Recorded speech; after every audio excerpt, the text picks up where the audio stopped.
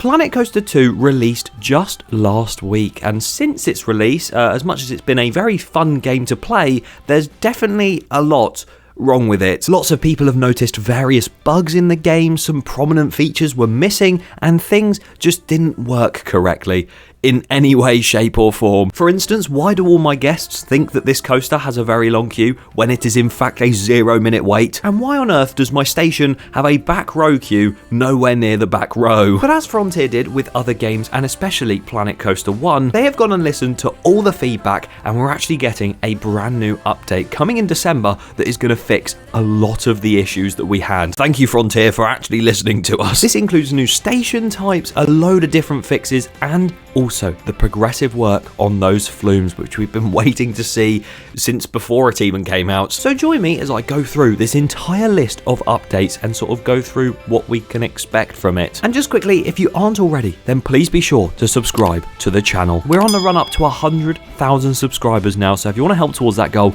it would be massively appreciated.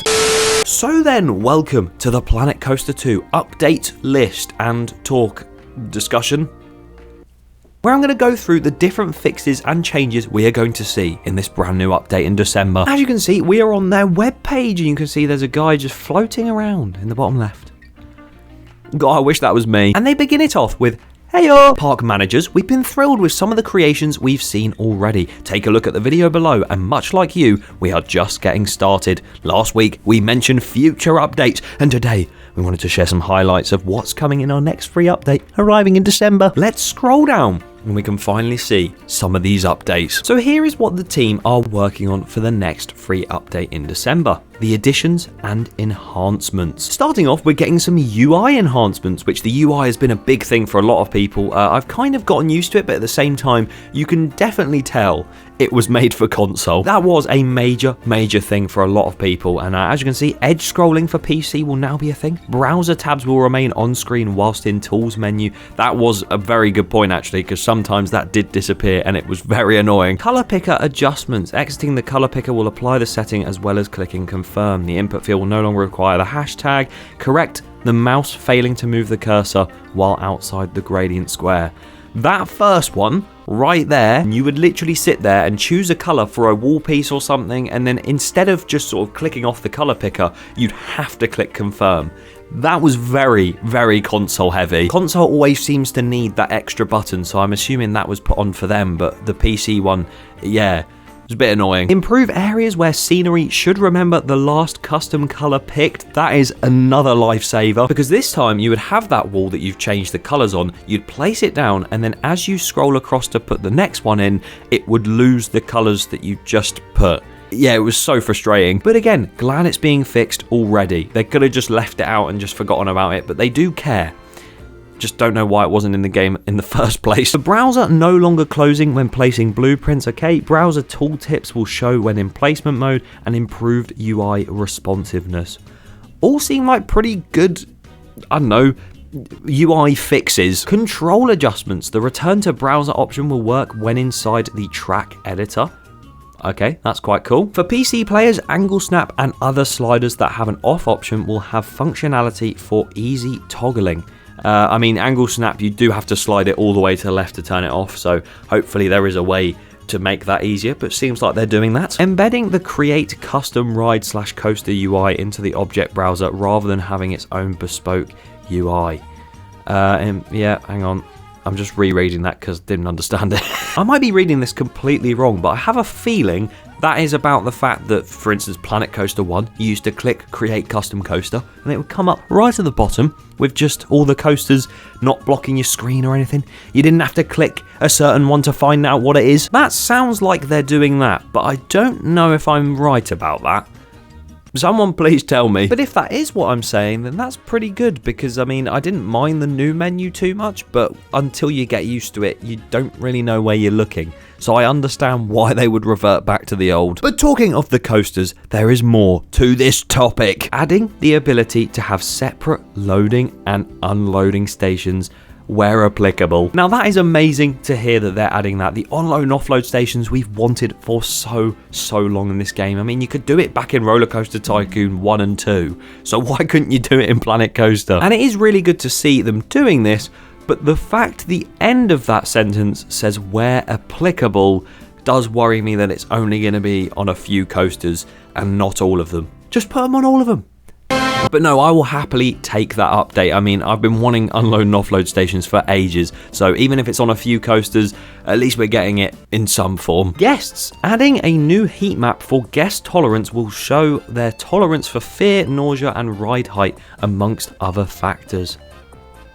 Cool. This one is quite interesting as well in the scenery bit, where they're going to be adding scenery pieces to create custom coaster supports, which we had in Planet Coaster 1, but obviously it came in a very much later update. So the fact we already have the flume supports in the game and we're getting coaster supports this soon afterwards, I'll take that. And they're also going to be adding a selection of glass pieces for players to use in their parks. Now, I never knew that there would be such an uproar about glass. Well, this game proved that there can be a riot about it, and it was kind of valid because the main game only really had glass pieces that weren't actually see-throughable.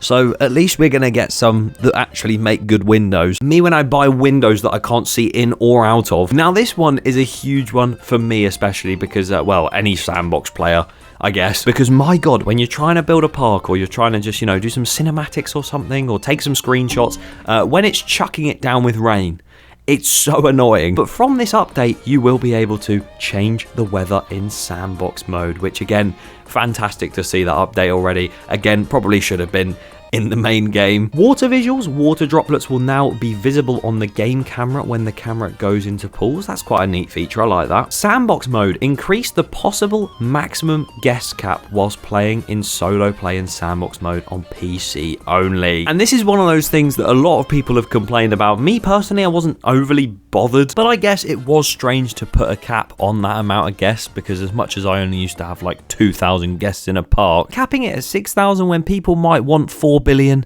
I get it. Miscellaneous here, you got coaster bug fixes, correcting jittering special pieces, not too sure what that is, but yeah. And then general stability and performance fixes. Now when it comes to those ones I've just listed, that already sounds like a pretty good update, we're getting a lot of different things fixed and added that we've been wanting to see since a week ago, and a lot of our issues are being resolved. Well, they aren't stopping there, because as you can see, it says, but we're not stopping there. Because in the addition to the above, they're also working hard to bring the following additions and enhancements to this update, and they're going to update us on their progress in the coming weeks. So these are things that I would assume are a lot harder to actually update, because the first one is the main complaint I think everyone had with this game when it released, including myself, because I was very confused when I first saw it on my live stream, and that is the flumes, because they're going to be making improvements to the flume physics behavior, more realistic guests and dummy behaviors, and allowing multiple guests on flumes at the same time. To see the flume physics behavior and the guest behavior and everything like that being improved, they did share this screenshot which shows someone being flung out of the slide. I do think it's going to make a massive difference because I've been wanting to build a water park for so long in the game, like an actual one for my theme park that I'm working on now. But I did switch round what I was going to do because I just really didn't like how the raft slides looked and rode. So I really hope, fingers crossed, that they do announce that this is for the December update we're talking about, because if it's not, I don't know if I can deal another month with raft slides that go... I'm only joking. Again, at least we're getting it. We got some UI enhancements as well. Streamlined multi-select. Shift control will now toggle between options rather than... Oh my god.